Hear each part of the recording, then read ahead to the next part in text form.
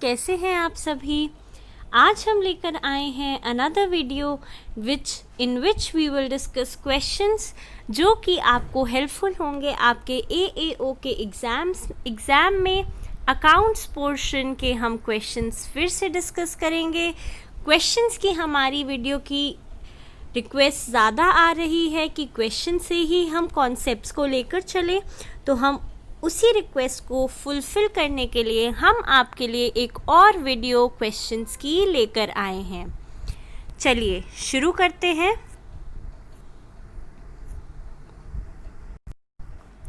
देखिए, first question है, stationery purchased by a stationery shopkeeper is debited to. देखिए, stationery shopkeeper, words पे ध्यान दीजिए। स्टेशनरी शॉपकीपर है तो स्टेशनरी उसके लिए क्या है? उसके लिए है गुड्स। तो अगर उसने गुड्स परचेज किए तो अकाउंट कौन सा डेबिट होता है? अकाउंट हमारा डेबिट होता है परचेजेस।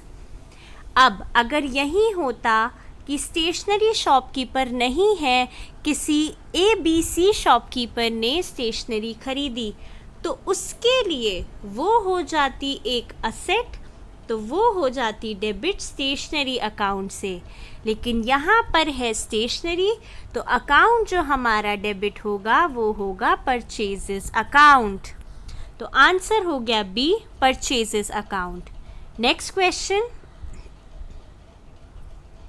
नेक्स्ट क्वेश्चन है, what is the nature of bank account. ये क्वेश्चन बहुत अच्छा है। क्यों? देखिए, अब देखिए यहाँ पर अगर होता हमारा कैश अकाउंट, कैश अकाउंट का नेचर है हमारा रियल, क्योंकि वो है हमारा असेट। ठीक है। अब कोई सोचेगा कि बैंक भी तो कैश की तरह असेट है, लेकिन नहीं। बैंक अकाउंट जो होता है वो होता है किसी पर्सन का, किसी पर्सन के नाम पे होता है। जैसे अगर A का बैंक अकाउंट है तो वो होगा A's बैंक अकाउंट। तो बैंक अकाउंट एक पर्सन को रिप्रेजेंट करता है, कैश किसी पर्सन को रिप्रेजेंट नहीं करता। इसीलिए जो हमारा बैंक अकाउंट है वो हो जाता है नेचर पर्सनल अकाउंट। ठीक है, क्योंकि बैंक अकाउंट एक पर्सन को रिप्रेजेंट करता है, तो नेचर हो गया पर्सनल अकाउंट। नेक्स्ट क्वेश्चन है, free samples distributed are credited to. अब फ्री सैंपल्स अगर हमने डिस्ट्रीब्यूट किए तो हमारी एंट्री क्या बनी? हमारी एंट्री बनती है free samples account debit to purchases account. क्यों? क्योंकि फ्री सैंपल्स एक हमारे लिए है खर्चा। ठीक है। क्यों खर्चा है? क्योंकि उसके लिए हमें कोई पैसे नहीं मिल रहे, लेकिन हमारे गुड्स तो जा रहे हैं, हमारी परचेजेस तो जा रही हैं, इसीलिए हमें उसे बुक्स में दिखाना पड़ेगा। दिखाएंगे कैसे? Free samples debit to purchases account. तो क्रेडिट क्या हुआ हमारा? क्रेडिट हुआ परचेजेस अकाउंट। आंसर हो गया A, क्योंकि फ्री सैंपल्स हमारा खर्चा है, गुड्स हमारे कम हो रहे हैं, तो एंट्री हुई free samples debit to purchases account. तो credited account is purchases account. ठीक है। चलिए नेक्स्ट देखते हैं। नेक्स्ट क्वेश्चन है, pick the odd one out. अब ऑड कैसे देखेंगे? देखिए, पहले हम देखेंगे कि ऑप्शंस में हमें दिया क्या है। ऑप्शंस में हमें दिए हैं कुछ अकाउंट्स। अब उन अकाउंट्स का नेचर डिस्कस करेंगे। फर्नीचर अकाउंट, फर्नीचर अकाउंट का नेचर होता है हमारा रियल अकाउंट। ठीक है। सेल्स अकाउंट, सेल्स अकाउंट होता है हमारा नॉमिनल, क्योंकि सेल्स है हमारी इनकम, तो सेल्स अकाउंट हो गया हमारा नॉमिनल अकाउंट। फर्नीचर एक हमारी असेट है, तो वो हो गया रियल अकाउंट। फिर आता है डेप्रीसिएशन। डेप्रीसिएशन है एक खर्चा, तो वो भी हो गया हमारा नॉमिनल अकाउंट। ठीक है। Bad debts. अब बैड डेट्स हमारे क्या होते हैं कि कुछ डेटर्स, कुछ कस्टमर्स हैं जिन्हें हमने उधार पे सामान दिया है, उस सामान के लिए उन्होंने हमें पैसा देना है, लेकिन एक ए नाम का कस्टमर है जो 10,000 का सामान लेकर गया, लेकिन पैसे वो 9 ही दे पाएगा, 9,000 ही दे पाएगा, तो 1,000 के हो गए हमारे बैड डेट्स। तो बैड डेट्स एक तरह से हो गया हमारा खर्चा, क्योंकि ये वो पैसे हैं जो हमें वापस नहीं मिलेंगे। तो ये भी हो गया हमारा nominal account. Furniture real account, sales, depreciation और बैड डेट्स है हमारे नॉमिनल अकाउंट। तो ऑड वन आउट हमें यहीं से पता लग गया, हमारा odd account, odd one out है फर्नीचर अकाउंट। आंसर हो गया हमारा A, furniture account. Next question है, देखिए, capital of a business is ₹40,000 and liability is ₹30,000. How many assets does a business have? Owner ने खुद पैसा लगाया है 40,000, उसकी जो लायबिलिटी है, जो बाहर से उसने उधार लिए हुए हैं, वो है 30,000। तो अकाउंटिंग इक्वेशन होती है हमारी assets is equal to liabilities plus capital. Question पूछता है असेट्स कितनी हुई, तो असेट्स हुई हमारी 40 plus 30,000 is equal to 70,000। Answer हो गया सी। अब वो आपसे ऐसे भी पूछ सकता है, आपको असेट्स दे दे और लायबिलिटी दे दे, आपको निकालना हो कैपिटल, या फिर कैपिटल दे दे और असेट्स दे दे, आपको निकालना हो लायबिलिटी।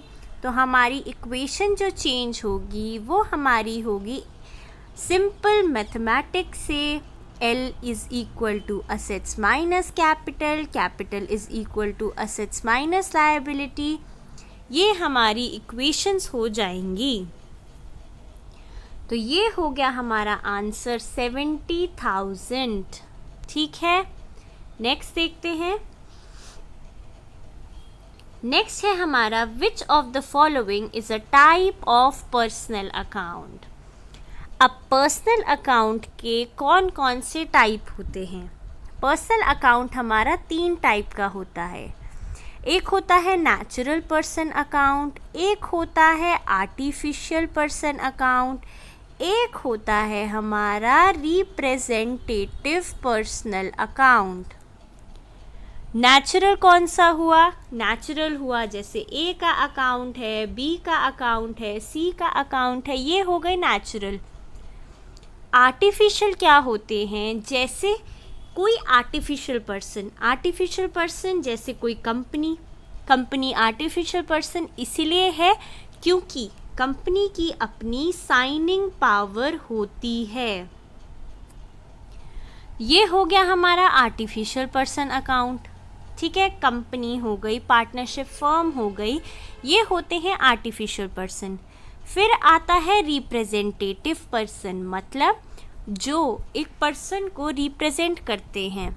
जैसे कोई आउटस्टैंडिंग सैलरी है जो हमें देनी है ए को, मतलब सैलरी जो हमने ए को देनी थी वो अभी हमने नहीं दी, वो है outstanding.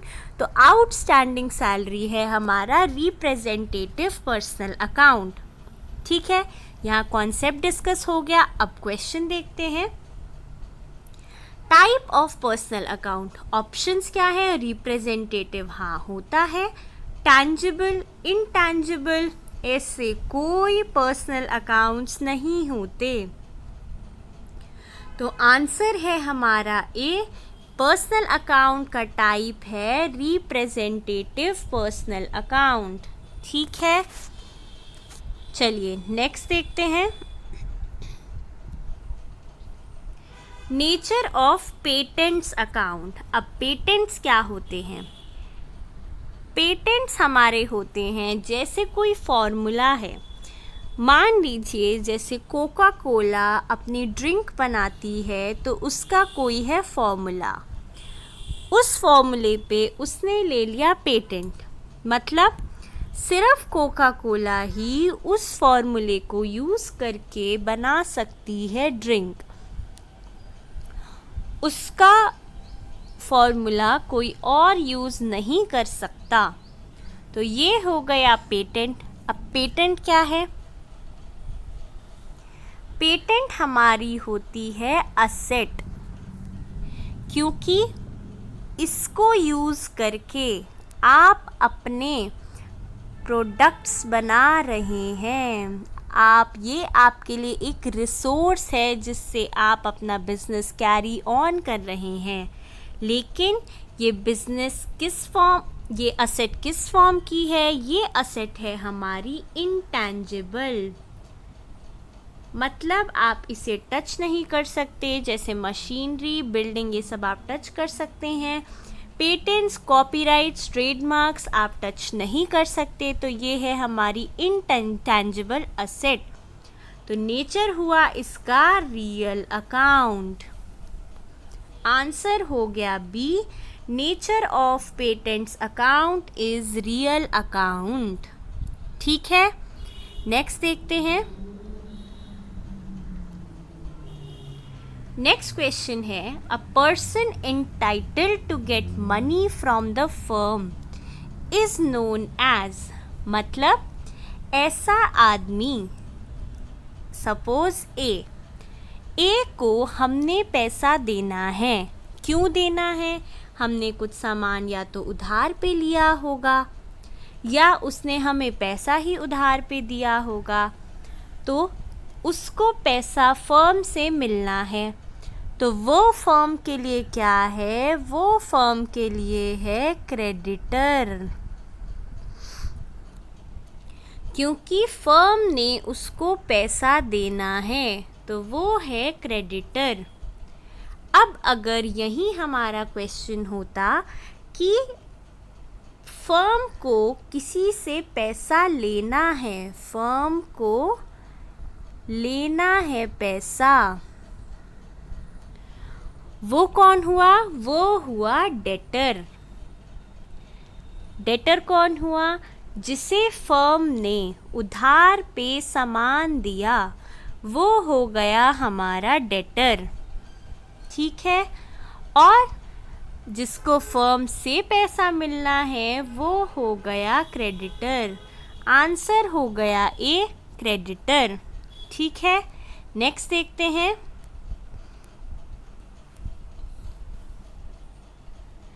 Appending notes regarding contingent liabilities in the accounting statements follows the convention of। Difficult लग रहा है? बिल्कुल डिफ़िकल्ट नहीं है। देखिए, कंटिंजेंट लायबिलिटीज़ हमारी वो होती हैं जिसका होना या ना होना किसी इवेंट पे डिपेंड करता है। मतलब सपोज़ कोर्ट में कोई केस चल रहा है, ठीक है, अगर आप वो जीत गए तो आपको कोई पैसा नहीं देना, लेकिन अगर आप वो हार गए तो आपको पैसा देना पड़ेगा। आपके लिए एक लायबिलिटी क्रिएट हो जाएगी। तो ये जो कंटिंजेंट लायबिलिटीज़ हैं ये दिखाई जाती हैं अकाउंटिंग स्टेटमेंट्स के नीचे नोट्स में। अकाउंटिंग स्टेटमेंट्स में क्यों नहीं दिखाई जाती? क्योंकि ये अराइज हो भी सकती हैं और नहीं भी हो सकती हैं, इसीलिए इन्हें नोट्स में दिखाया जाता है।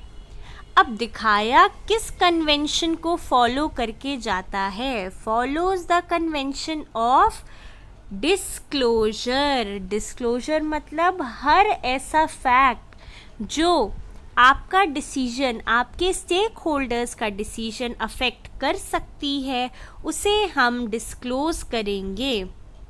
ठीक है, तो ये लायबिलिटी हमारी अराइज तो हो सकती है लेकिन नहीं भी हो सकती है, पर बताना ज़रूरी है, इसीलिए हम करेंगे डिस्क्लोज़। गोइंग कंसर्न नहीं, अकाउंटिंग पीरियड नहीं, बिजनेस एंटिटी भी नहीं। आंसर बना डिस्क्लोजर। ठीक है, नेक्स्ट देखते हैं। Sales of ₹75,000 plus 18% GST। Sales account to be credited with. अब आपने की सेल्स, तो आपके पास कैश में आया 75,000 प्लस 18% GST। अब ये जो 18% है ये तो है GST का, तो सेल्स का कितना है? सेल्स का तो हमारा अमाउंट 75,000 ही है, तो सेल्स अकाउंट हमारा जो क्रेडिट होगा वो हमारा 75,000 से ही होगा क्रेडिट, क्योंकि ये पोर्शन है हमारा GST का। सेल्स हमारी है 75,000 की, तो क्रेडिट हम करेंगे 75,000 से ही। ठीक है, तो आंसर हो गया हमारा C 75,000। आज का लेक्चर हम यहीं फिनिश करते हैं।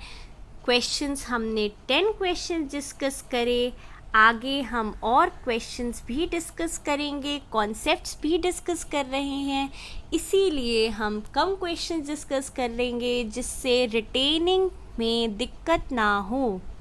ठीक है, तो आज का लेक्चर यहीं फिनिश करते हैं। आप अपने डाउट्स हमें कमेंट्स में भी लिख सकते हैं, या हमारा टेलीग्राम पे ग्रुप है ड्रीम पाठशाला, आप उसे भी ज्वाइन कर सकते हैं।